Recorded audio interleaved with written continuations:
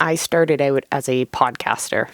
Actually, I started out as a radio broadcaster and quickly shifted over to podcasting because it allowed me to control the entire experience. Podcasting is something I love doing, and I always recommend it as a part of a connection machine, a marketing machine for any small business. But today we're going to challenge that belief. We've been talking a lot recently about using YouTube in your marketing strategies. In this series, I will prove to you that YouTube is in fact the best place for you to be putting your video efforts. If you want to expand your brand, bring in new leads, nurture new customers, and revolutionize your conversion rates. Bottom line, we want to create content that connects to and resonates with your ideal audience, your perfect customers. So let's look at podcasting versus YouTube through the lens of lead generation. We're also going to talk about the difference between the in crowd and everyone else. And we're settling the one versus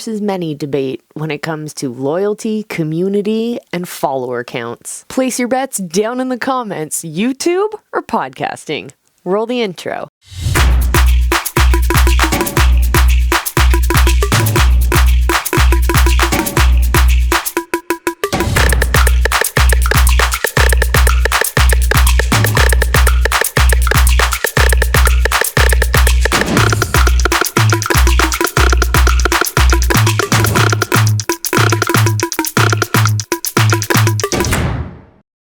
All right, first we got to talk about reach and actually getting our content in front of more eyeballs. YouTube is a search engine, so we can easily get our content out to new audiences. A podcast alone put onto YouTube's platform is able to get in front of way more people rather than the podcast on podcasting platforms alone. It's searchable in a different way. It's indexed in a different way. And because Google uses YouTube as part of its search algorithm, you'll be fed up YouTube results when you're looking for content on the Google platform, which means with your podcast and the things that you solve, those will actually show up in search results, not just on the YouTube platform. They're fantastic on the YouTube platform, but it's also open to the entirety of the Google search network. Now, I'm not saying that you have to go create fancy videos to do this. You can simply take the audio feed from your pre-existing podcast episodes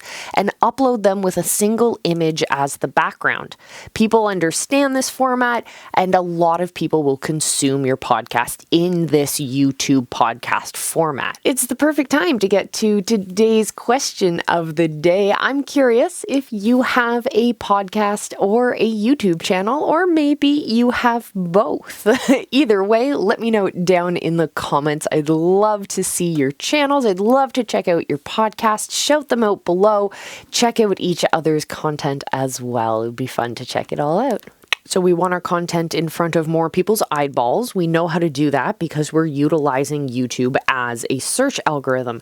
Now, what about in terms of accessibility of that content? How far into the funnel or into the experience, into the customer journey does one have to be in order to consume your content? Meaning, are there barriers that your customer, potential customer, or viewer or potential viewer has to jump through in order to start getting the value that your content presents? YouTube content, for example, can be consumed with or without a subscription.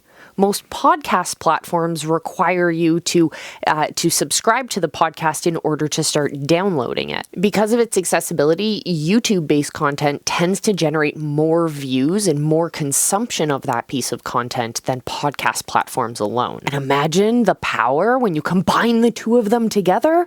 Did we not learn anything from the worlds of Captain Planet and Transformers? Talking about subscriptions, if you haven't already become a visibility hacker and subscribed here on the channel, well, why not give it a go? Why not hit that subscribe button, ring that bell? We'll serve you up all of our wonderful content and more. We'd love to see you along for the ride. Now let's talk about loyalty. When it comes to building a deeply connected community, podcasts win hands down, especially compared to YouTube channels. compared to Facebook groups, compared to Instagram accounts. Overall, podcasts really do create these deeply connected communities. People tend to listen, people who enjoy podcasts tend to enjoy them over and over again. They are repeat listeners to the shows. They are deeply engaged in listening to their podcast episodes and the new episodes. This is all ingrained into their schedules. But that doesn't mean that the system's perfect. The downside to podcast is that it doesn't build the opportunity for what we call crosstalk. When your community is talking not just to you, and you don't have the opportunity just to talk back to them. But the third level would be when your community can talk to each other. That's called crosstalk. The best version of that is when your community starts to offer each other help and suggestions, and your community grows without your input, simply because you've been able to build together, collect together, attract and nurture the relationships of people who have similar values in mind, similar goals and motivations in mind. See, when we have crosstalk, when we have this connected community, we're building something more than just a business. We're building a movement. No longer are you talking about individual customers. You're now starting to talk about an entire community. But hey, prove me wrong. Subscribe, become a visibility hacker here, and prove me otherwise. Now, if you're interested in starting your own YouTube channel for your small business, it's not as difficult as it may feel, and I would love to walk you through that process. I've put together a YouTube starter kit. It's available in the Visibility Vault, absolutely free. You can find the links down in the description or head over to visibilityhacking.com/callingmyshot. I'll see you over there. And why not join us in the visibility hacking community? You can find links down in the vault. And I will see you again very, very soon. Until then, remember, I love you. Be excellent to each other. And just go live. Your people are out there and they're waiting for you.